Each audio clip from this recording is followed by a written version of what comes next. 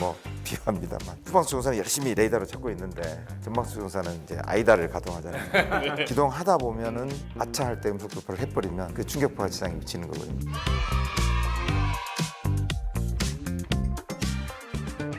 펜타곤 어떻게 보면 조종사 입장에서 보면은 단자나 마찬가지거든요. 후방선을 레이더로 보는 거지 지상하고도 통화도 안 하고요. 지역 어느 지점으로 해서 이렇게 가면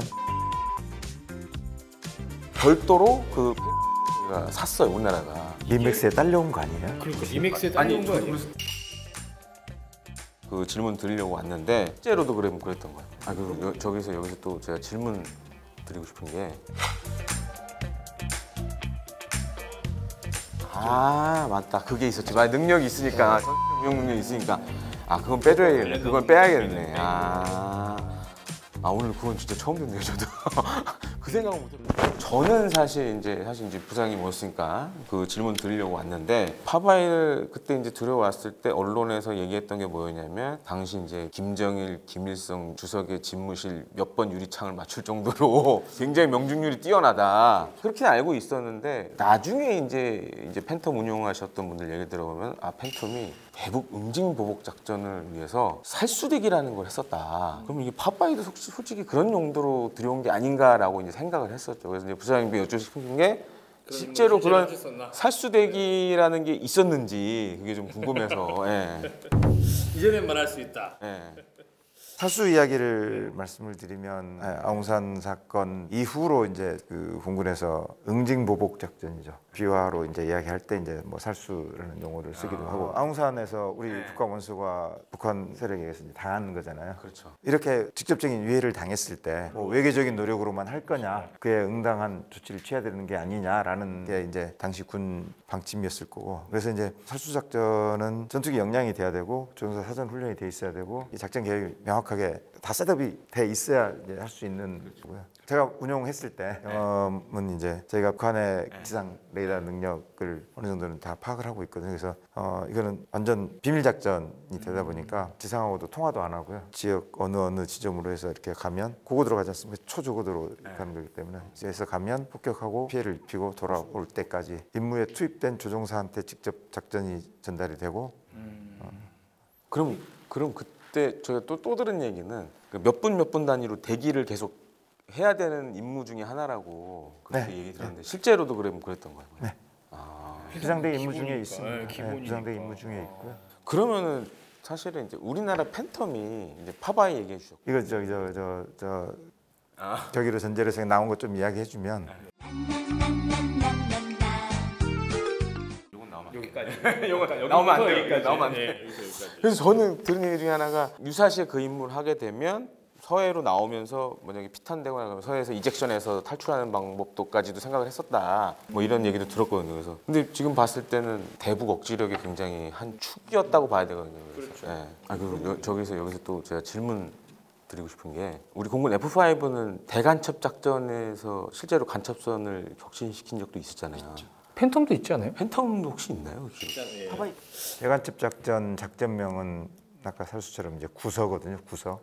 쥐를 잡는다. 그러니까 간첩선이 내려오는 게 몰래 지금 쥐처럼 찾아온다. 그래서 구서 작전인 거고, 구서 작전은 이제 간첩선이 속도도 빠르긴 하지만 빨라봐야 사실 바다에서 이제 뭐 20나트 내외에서 이제 움직이는 건데, 근데 발견을 했을 때 위험이 갈 때 가장 빠른 시간 내에 출동을 해야 되니까 F5가 그 구서 작전에 앞장서 있었고요. 격침시킬 수 있는 무장은 2.75인치 로켓이 F5의 대표 무장 되다 보니까 F5가 구서 작전에 주로 많이 했었고, 특히 이제 해상 임무이기도 하고, 팬텀은 어떻게 보면 조종사 입장에서 보면은 단자나 마찬가지거든요. 후방선을 레이더로 보는 거지. 이게 또 해상을 볼 수 있는 레이더 능력은 당시에는 좀 떨어지고. F5 조종사는 야간에는 복자를 투입하거든요. 두 조종사가 같이 조종사로서 똑같이 기동을 하기 때문에 너는 자세 봐, 나는 찾아볼게, 뭐 이런 식의 이제 협업을 할 수 있는 그런. 훨씬 임무에 더 유리할 수밖에 없네요, 지금 구조상. 오늘 또 이 비밀을 또 부서 작전이라는 것까지. 작전명이야 뭐. 저도 그 명칭은 처음 들었어요 오늘. 대관절 작전을 한다라는 건 알고 있었는데 별도의 명칭이 있었다는 건 처음 들었어요. 도입이 어떻게 됐는지 들어보면 더 좋을 것 같아요. 도입은 사실은 이제 이건 다 많은 분들이 아시기 때문에 베트남전 당시 이제 참전하는 대가로 이 팬텀을 이제 요구를 했다. 60년대 그때 우리나라, 일본 항공자위대, 대만 보면 당시에 사실 이 지역에서 최고로 꼽혔던 전투기는 F-104 스타파이터이거든요.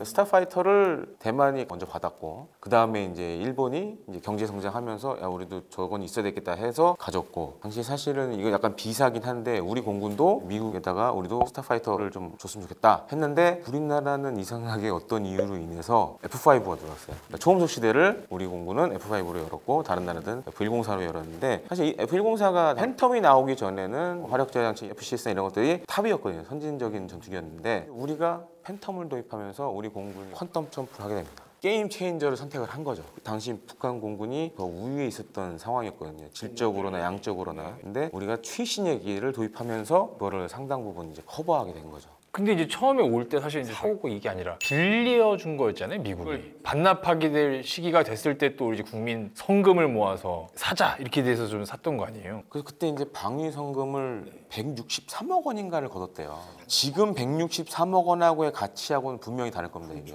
그래서 그 중에 71억 원으로 반납해야 될 전투기 가운데 4D 팬텀 5대를 구매를 해서 이 5대를 필승 편대로 명명을 하셨다고 합니다. 사실 팬텀을 우리가 도입을 한 게 한 3가지 방식으로 알고 있거든요. 그러니까 최초에는 이제 미 군원으로 들어온 게 있고, 그다음에 두 번째는 우리 돈 주고 FMS 방식으로 산 게 있고, 세 번째는 제가 미맥스 중국이 미국 본토에서 자기네들 나름 성능 개량해서 쓰다가 저희들 농담으로는 미국에서 맥시멈 쓴 거다 해서 미맥스다 그러는데 그건 아니죠. 그건 아니죠. 우스갯소리로 이제 그렇게. 근데 미맥스로 들어온 게 기존에 운영했던 것보다 훨씬 장비들이나 이게 업그레이드 된 게 많았거든요. 저도 그런 얘기를 많이 들어서 미맥스 기종들이 기체 수명은 좀 됐지만 안에 들어가 있는 건 더 좋았더라 뭐 이런 얘기를 많이 들어서 핵도 쓸 수 있는 아 맞다 그게 있었지 능력이 있으니까 전술의 운영 능력이 있으니까 그건 빼줘야겠네 그건 빼야겠네 오늘 그건 진짜 처음 듣네요 저도 그 생각은 못했거든요 왜냐면 팬텀이 전술의 운용은 가능한데 하긴 이제 미 공군은 유사시에 그 임무를 해야 되니까 근데 우린 그게 필요 없으니까 이제 팬텀에는 이제 기체 수명을 인덱스가 있어요. 기체에 대한 그 수명을 계속 관리를 하거든요. 그러니까 정말로 미국에서 버리는 걸 한 거는 아니고 세게 아니라는 말씀을 한 거예요.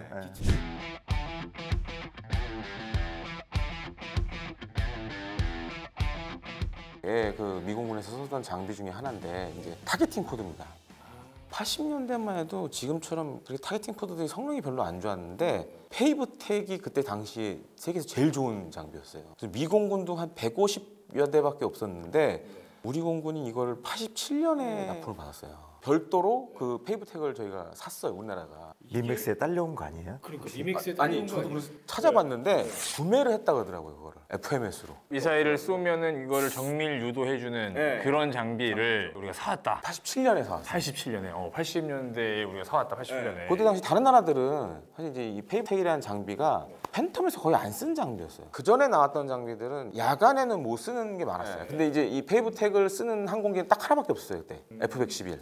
그걸 산 나라가 해외에서는 F-111을 운영했던 호주 빼고 우리나라밖에 없어요. 당시 보면은 그게 이 해외 판매하는데 좀 제한이 있었던 장비거든요. 그걸 우리 공군이 샀다 그래서 이게 조금 이게 뭔가 88 올림픽도 있고 그다음에 아웅산 그 폭탄 테러도 있었고 해서 우리가 응징보복하게 산 게 아니냐라고 좀 생각을 했죠. 작전 능력이 훨씬 획기적으로 올라가죠. 페이브텍. 그 전사들도 그 페이브텍 운영할 수 있는 자격으로 취득을 하는. 그다음에 이제 페이브텍이 그 1세대고, 그다음에 랜턴, 그다음에 F-15 초기에 타이가이. 지금은 스나이퍼 XR로 이제 그렇게 넘어갔죠. 이제 좀 뭔가 좀 확실히 이게 세대를 다 언급하시니까 이해가 좀 더 가네요. 근데 우리가 좀 우리 공군이 동북아시아에 있는 뭐 일본이나 이렇게 대만 뭐 이렇게 비교해 보면 굉장히 빨리 그런 장비들을 도입을 했어요. 그 시대 전력의 발전을 담당하셨던 분들의 해안 그런 것들이 참 대단하셨다라는 생각이 왜 도입해야 되는지 그들을 설득했을 거 아니에요. 그래서 이제 공군은 항상 최신 거 좋은 거만 요구하느냐. 욕도 많이 먹었죠. 그러니까 사실은 4.5세대 전투기를 만들고 그 다음 세대도 준비하고 이렇게 할 수 있는 기반이 마련된 거 아니겠습니까? 당장 저만 해도 1세대부터 3세대, 4세대 비행기를 타면서 이 항전 장비나 비행기 기체나 이렇게 발전돼 가는 걸 보면서 아, 이런 능력이 필요해. 이런 능력을 우리가 가져야 돼. 앞으로는 어떻게 될 거야라는 게 여기에 이제 반영이 되는 흐름이 거잖아요. 잡혔으니까 또 보이는 거고. 그런 경험이 없으면 없는 상태에서 갑자기 뭐 4.5세대, 5세대를 만들어라 했을 때는 아무것도 못하는 거죠. 그러니까. 자, 이제 그 얘기를 좀 해봤으면 좋겠습니다. 이제 단위 기종이 55년을 쭉 임무를 수행했다는 거는 이걸 관리하고 정비하는 정비사의 수준과 역량, 시스템의 역량 이것도 대단할 것 같다는 좀 생각이 들거든요. 전투기 운용의 첫 번째가 후속 군수 지원이지 않습니까? 후속 군수 지원이 안 되면 사실 전쟁할 능력이 없다고 보는 건데 그 운용도 이제 한계가 왔기 때문에 이제 퇴역하는 거고요. 한참 이제 뭐 80년대, 90년대 초반에서 막 이렇게 미맥스까지 들어오고 이렇게 할 때는 후속 군수 지원이 같이 이렇게 되니까. 근데 우리가 플랫폼을 만들지 않은 상태에서는 우리 임의대로 유사한 장비를 갖다 끼워서 운영할 수가 없거든요. 이제 그러다 보니까 대대 수를 좀씩 줄여가더라도 가동률이 조금씩 떨어지겠죠. 동료 전환 이런 것들도 좀 많이 했을 것 같아요. 할 수밖에 없고요. 그러니까요. 뭐 가능한 최소화해서 하는데 특히 전투기는 매 비행 끝나고 나서 점검하는 게 있고 50시간 점검, 100시간 점검, 200시간 점검 결함이 나오기 전에 다 예방 정비를 하지 않습니까? 정비 작업에 들어가 있는 장비들은 이쪽에서 또 빼서 쓸 수도 있고요. 그 장비 하나하나를 내려갔다가 끼워 넣는 거는 아니고 다 이제 우리 정비 능력으로 수리를 다 해서 거의 신품처럼 이제 이렇게 한 거죠. 제가 봤을 때 팬텀으로 인해서 사실 우리나라 항공 산업 발전이 기여한 부분도 되게 많아요. 대한항공에서 창정비 이제 그만한다고 보도자료 낸 적이 있었지만 팬텀 자체적인 국내 창정비도 시작을 했었고 태평양 지역의 미군군 팬텀도 우리가 창정비한 경험도 있고 그래서 팬텀을 많이 운영하면서 그런 정비 노하우들을 우리가 이제 항공 산업 발전에 많이 사용할 수 있었죠. 그래서 저는 실제로 옛날에 김해에 그 대한항공에서 팬텀 창정비하는 거 봤거든요. 근데 깜짝 놀랐던 게 뭐냐면 정말 리얼 부산 아지매들이 창정비를 하고 계시더라고요. 배선을 다 이걸 다 빼가지고 다시 다 하시는데 깜짝 놀랐어요 보고 라인을 막 갈고 하시는 거 보면서 야 사진은 없죠. 아주머니들이 이런 능력을 갖고 계시구나. 그래서 깜짝 놀랐던 적이 있습니다. 야, 이 손기술이 다르네 이런 생각을 한번 하실 적 있습니다. 다 수작업으로 해서 하는데 앉아가지고 이렇게 해서 하는 게 가장 품질이 좋기 때문에 정말 뭐 머리카락만큼 가는 거 묶어가지고 그거는 자동화 작업이 안 되거든요. F4가 지금의 우리를 있게 한 여러 가지 의미들이 있네요. 또 이렇게 보니까.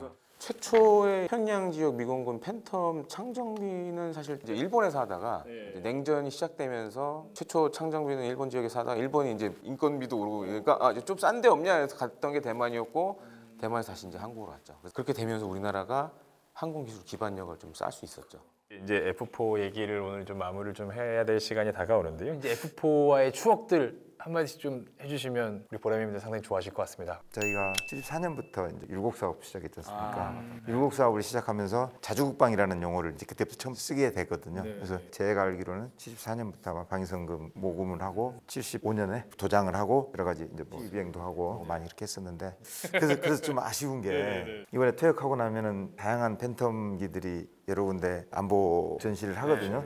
저는 도장을 예전 거를 선호해서 그런지는 모르겠지만 우리 국민들한테 자주국방 안보에 대한 거를 한번 되새겨준다 그러면 국방색으로 해서 거기에 방위성금 헌납기라는 걸 딱 명시를 해서 그런 도장으로 해놓으면 이게 왜 방위성금 헌납기지라는 의문을 하나 가지게 될 거고 자주국방을 위해서 처음부터 어떻게 진행돼 왔다라는 거 국민들이 세금도 냈었고 방위성금도 계속 냈었잖아요. 그다음에 세금이 없어진 게 또 얼마 안 되거든요. 그 돈을 재원으로 해서 많은 무기 체계를 구매도 하고 개발도 하고 했었거든요. 한반도 순회 비행 할 때 한 대가 그 도장이 있더라고요. 방위성금 헌납기라는 그 글자를 거기다가 다시 새겨놓는 것도 꽤 의미가 있겠네요, 진짜. 여러 가지 계속 언급됐던 것처럼 F4가 가진 그 전략적 의미, 그게 우리 대한민국 안보에 미쳤던 영향, 그건 이제 외부적인 이야기이고. 내부적으로 조종사로서 F4가 가진 그 무장 능력하고 행동 반경, 그다음에 듬직하잖아요. 일단 얘가 딱 편대해서 이렇게 쭉 가면 무서울 게 없을, 사실 전쟁 억지력이라고 하는 게 몰래 가서 깨부술 수 있는 능력도 있지만 우리 이런 능력 가지고 있어. 너네 건드리면 얘가 가서 아무도 모르게 혼내줄 거야 라는 현실 능력을 보여줄 수 있는 거라서 그게 있기 때문에 지금까지 55년 동안 우리나라를 지켜왔던 게 아닌가라는 거고 앞으로 또 다음 세대 전투기들이 또 이루어 나갈 거라 생각을 합니다. 우리 공군이 사실은 뭐 넉넉하지 않은 상황에서 출발했고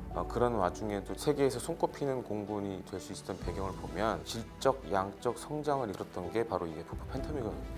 예비역이든 현역에 계시던 팬텀 타셨던 분들이 공군 발전에 이바지한 것도 엄청나고 그렇기 때문에 우리 국민이 잊지 말아야 할 전투기라고 저는 생각합니다. 마지막으로 우리 이제 우리끼리 인사하지 말고요. 팬텀에게 카메라 보고 한 번씩 인사를 해주시고 오늘 마치는 건 어떨까 싶습니다. 이렇게 나이로 따져보면 사실 어떻게 하면 저희 아버지 뻘 되는 전투기가 형이라고 해야 될지 아빠라고 해야 될지 약간 삼촌 정도 뭐 네. 마지막으로 팬톤 삼촌 그동안 고마웠어 우리나라 지켜줘서라고 얘기를 하고 싶습니다. 예. 잘가 팬텀, 굿바이 팬텀, 화이팅. 볼 때마다 놀랄 수 있는 친구 같은 팬텀으로 영원히 남아줬으면 좋겠다. 안녕. 네. 네, 오늘 두 분 너무 감사했고요. 고생 많으셨습니다. 감사합니다. 고맙습니다. 고맙습니다.